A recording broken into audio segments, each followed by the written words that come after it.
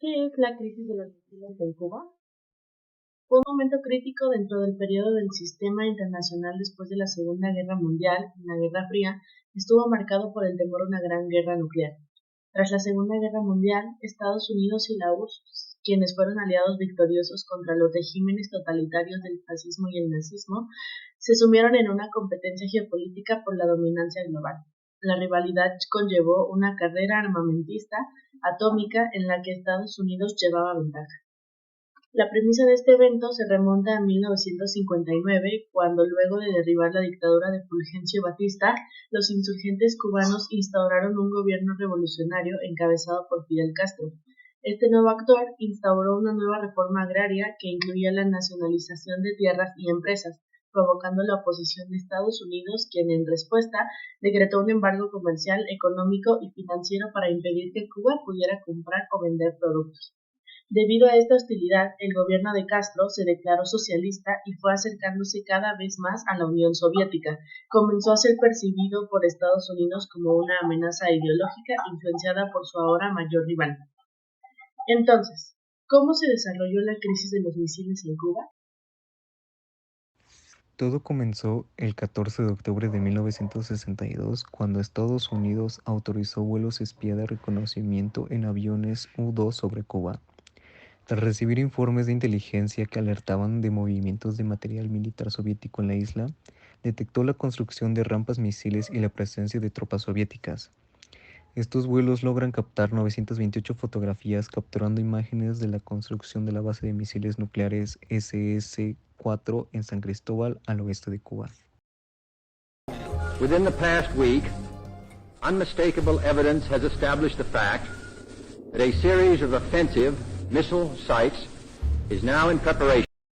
El 18 de octubre de 1962, después de ser notificado de que los misiles soviéticos instalados en Cuba eran capaces de impactar en territorio estadounidense, el presidente John F. Kennedy se reúne con el ministro de Asuntos Exteriores de la Unión Soviética, Andrei Gromyko, quien asegura que las bases de armamento nuclear en Cuba solo tienen propósitos defensivos.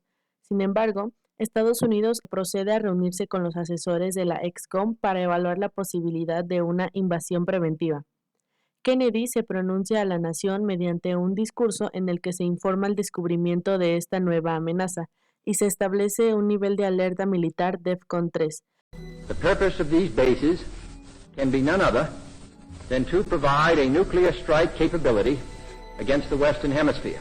Each of these missiles, in short, is capable of striking Washington, D.C., the Panama Canal, Cape Canaveral, Mexico City, or any other city in the southeastern part of the United States, in Central America, or in the Caribbean area. Entonces, el presidente implanta un bloqueo marítimo a Cuba como una cuarentena defensiva, desplegando a unidades navales y aviones de combate en torno a Cuba. El 24 de octubre de 1962, ante todo el movimiento estadounidense, Nikita Yurushka, líder de la Unión Soviética, envía un telegrama a Kennedy en el que advierte que si continúa con el bloqueo marítimo a Cuba, será considerado como un acto de agresión y dará orden de que cualquier barco soviético lo ignore. Del mismo modo, el líder de Cuba, Fidel Castro, reafirma que el armamento soviético es para su derecho de defensa y que no permitirá ninguna inspección extranjera en la base de los misiles. Ambos se vieron respaldados por China, que intervino para anunciar que la nación iba a responder al pueblo cubano de ser necesario, es decir, si se iniciase cualquier enfrentamiento violento. El 25 de octubre de 1962 se convoca una reunión de emergencia de la ONU, que termina en un enfrentamiento del Consejo de Seguridad entre los embajadores de Estados Unidos y los de la Unión Soviética, estos últimos negándose aún a reconocer la presencia de arsenal nuclear soviético en Cuba. En respuesta, hubo una violación al bloqueo marítimo, dando a la Unión Soviética la orden de ignorarlo a 14 barcos que presumían de carga con material militar ofensivo. El 27 de octubre de 1962, esta violación eleva inmediatamente el nivel de alerta de Estados Unidos a DEFCON 2, paso previo a la guerra nuclear. Se ordena que todos los bombarderos estratégicos B-52 se desplieguen en posición de ataque y finalmente lanza cargas de profundidad contra un submarino soviético, y aunque los tripulantes consideran contraatacar con un torpedo nuclear, los oficiales se abstienen y se oponen a responder.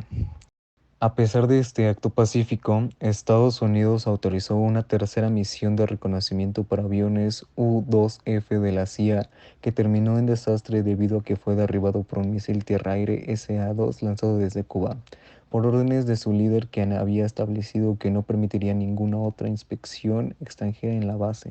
Ni bajo esa bandera ni bajo ninguna otra podrá venir nadie a inspeccionar nuestro país. Nosotros sabemos lo que hacemos.